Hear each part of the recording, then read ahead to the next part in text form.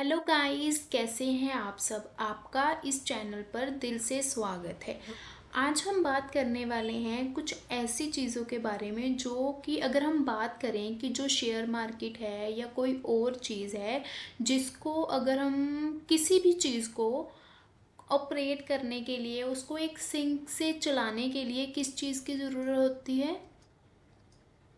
Rules and regulation बोल दो, नियम और कानून बोल दो।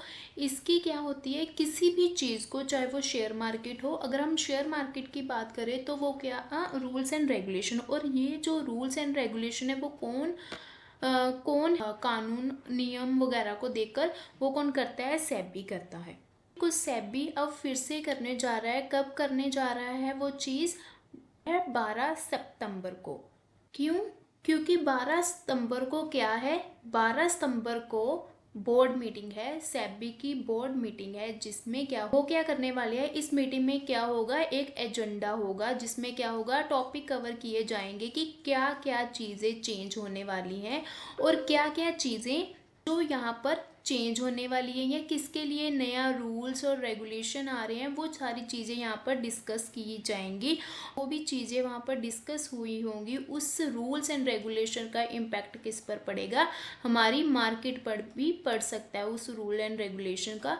तो इस चीज़ों का आप सबको पता होना चाहिए कि क्या चीज़ें हैं जो सेबी नई रूल्स एंड रेगुलेशन ला रहा है और किस पर ला रहा है, उनका एजेंडा क्या है। इस मीटिंग में से ये सारी चीज़ें कवर की जाएंगी।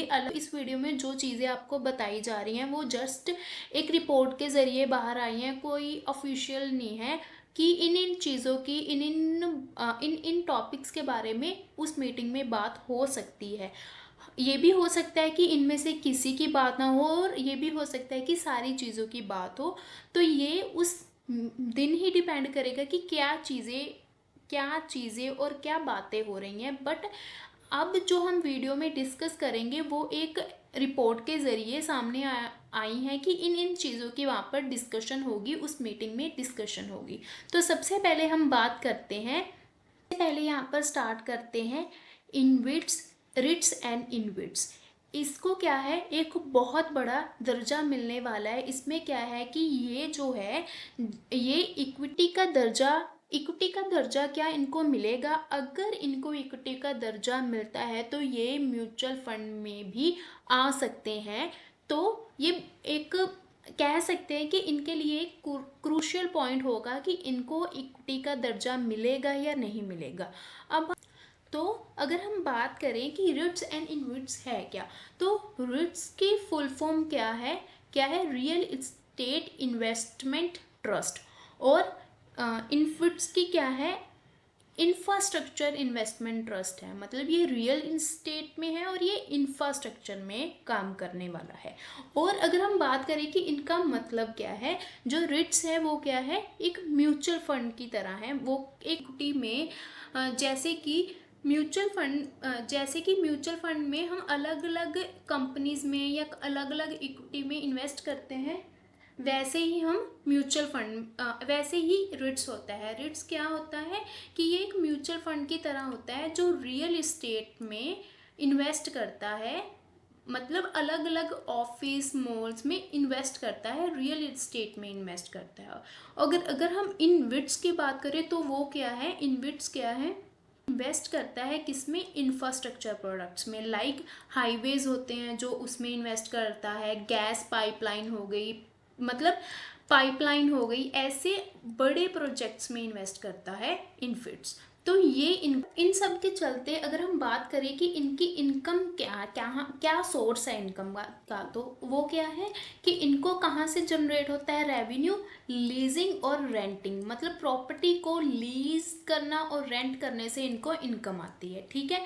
और अगर हम नेक्स्ट बात करें कि जो इन्वेट्स है उसकी जनरेट इनकम कहाँ से होती है, फीस से, टोल से, इंफ्रास्ट्रक्चर एसेट्स को प्लेज वगैरह करने से इनकी इनकम जनरेट होती है।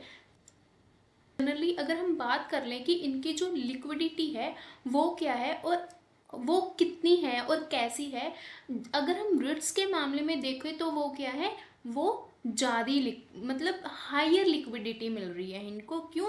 क्योंकि इनकी जो यूनिट्स होती है ना वो कम होती हैं, इसलिए इनकी लिक्विडिटी मतलब रिस्क अगर हम बोलें तो वो ज़्यादा हो सकता है। अगर ऐसे ही बात करें कि इन्विट्स की क्या है, उसकी क्या होती है, लिक्विडिटी कम होती है। लिक्विडिटी क्या होती है? कम होती है। क्यों कम होती है? क्योंकि हायर यूनिट्स ऑफ प्राइजेस होते हैं इनके, इसलिए इनकी लिक्विडिटी कम होती है। इनका जो स्ट्रक्चर है वो भी कॉम्प्लेक्स है। तो कॉम्प्लेक्स है। और अगर हम बात करें कि यहाँ पर मेन मुद्दे की बात क्या है, क्या बात है कि जो 12 तारीख को क्या इनकी जो डिमांड्स हैं वो फुलफिल होंगी। इनकी डिमांड्स क्या है कि इन्हें इक्विटी में शामिल किया जाए या इक्विटी का दर्जा दिया जाए।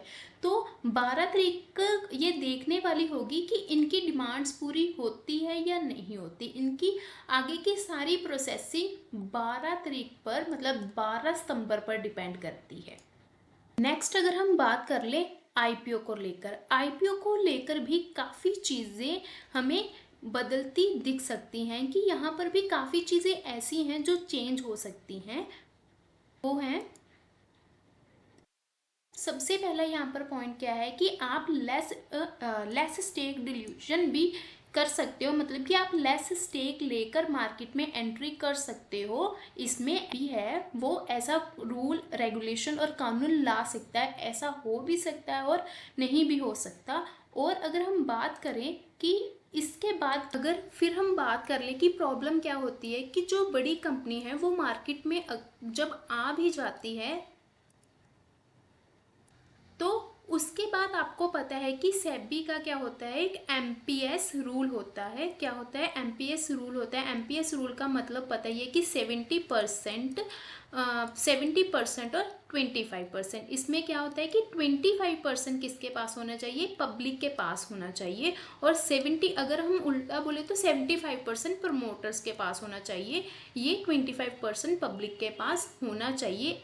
ऐसा एमपीएस का रूल है जो जब आपका आएगा मार्केट में, जब आप एंटर करोगे तो इसमें उनको क्या 3 साल का, कम से कम 3 साल का टाइम। बट अब क्या कह रहे हैं कि वो जो टाइम है ना, वो जो एक टाइम पीरियड है वो इंक्रीज करने की बात कर रहे हैं कि ऐसा रूल एंड रेगुलेशन आएगा कि जो बड़ी कंपनीज हैं, जो लार्ज कंपनीज हैं, वो ये जो रिक्वायरमेंट्स हैं, ये रिक्वायरमेंट है एमपीएफ की, मिनिमम जो 25% देना है, पब्लिक की शेयर होल्डिंग होनी चाहिए, वो टाइम पीरियड इंक्रीज कर दिया है कि आप इस टाइम पीरियड में मेंटेन कर सकते हो।